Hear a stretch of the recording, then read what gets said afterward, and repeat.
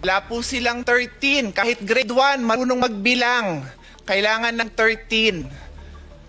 So wala ho silang authority gawin yung mga ginawa nila. The Blue Ribbon Committee hearing is now called to order. Magandang umaga po sa inyong lahat. Let me start by thanking every single person here. I'd like to thank the staff and our media friends for allowing this event to take place. The reason why I have to thank all of you is because dun sa first floor, may mga nagsasabing hindi papasukin ng resource persons natin. So, kailangan ko po silang sunduin. Nung sinundo naman, ang ating staff doon, napakaayos naman, humihingi naman ng mga pangalan, mag-register daw si guest. Sabi ko, there are guests. So, walang problema, pinapasok po siya. Maraming salamat sa inyo. Our media friends, you're always welcome to cover. Pasensya na parang nagkaroon ng konting gulo, but definitely we do not in any way intend for any of you not to be able to cover our events in the Senate anytime. On that note, nagulat lang ako kasi maayos naman. Sabi ko doon sa ating resource person, halika na, sinusundo kayo, let's go in. Nagulat na lang ako na nakita ko doon si Secretary John Vic Remulla. Tinaharang ako. I never thought the day would come that somebody would prevent me from entering the Senate. This is my office.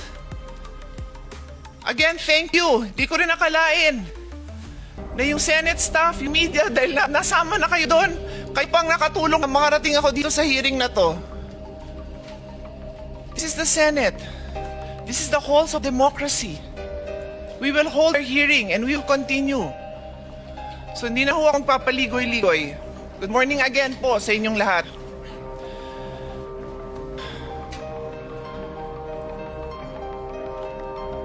Before I begin, I'd like to address a very important thing. Yesterday, a session was purportedly held by 12 senators, 12 po, in which committee assignments were declared vacant and chairmanship of this very committee, this committee on the Blue Ribbon, was allegedly replaced.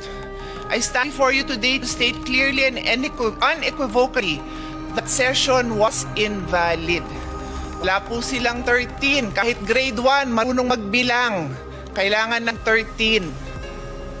So wala ho silang authority gawin yung mga ginawa nila. The 1987 Philippine Constitution states, Article 6, Section 2, the Senate shall be composed of 24 senators. May narinig ho kayo 22? Wala, 24. Article 6, Section 16.2, a majority of each house shall constitute a quorum to do business. Rule 2, Section 2 of the Senate rule states, the officers of the Senate shall be elected by the majority vote of all its members. Majority vote is 13. When 12 senators convene and purportedly held session, how can that be valid? Nung tumay po si Senator Gatchalian at sinabi niyang, ang dami hong posisyon, di ko na humaalala lahat. Acting, presiding officer, Senate President Pro Temp, Acting Senate President. Paano nangyari yon? Buhay pa po si Senator Legarda. Kailangan po 13. Sabi nga the officers of the Senate shall be elected by the majority vote of all its members.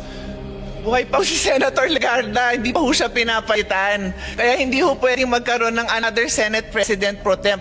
I also say this for the sake of our staff na litong-lit na sa ginagawa ng mga kasama natin. Yan po ang reason kung bakit tuloy ho tayo, because I would happily give up this position. Alam niyo po yun, hindi ko pinapangarap na maging chairman dito. I'm just doing my job. So I just needed to lay that on the basis para hindi na issue yon kung bakit ako nag-hearing, kung bakit tayo may hearing today.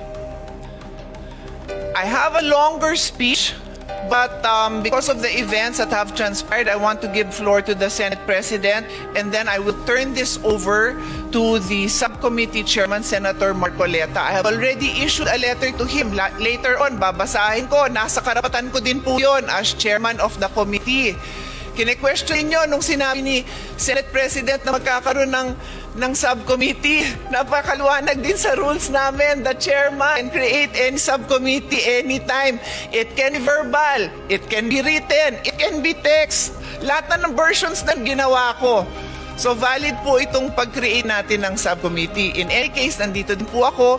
Pero may hearing din po akong isa tungkol sa taxation. Baka maya kailangan ko din sunduin sa baba yung mga mag-hearing ng mga kasama kong resource person for taxation. Anyway, I will give the floor to the Senate President.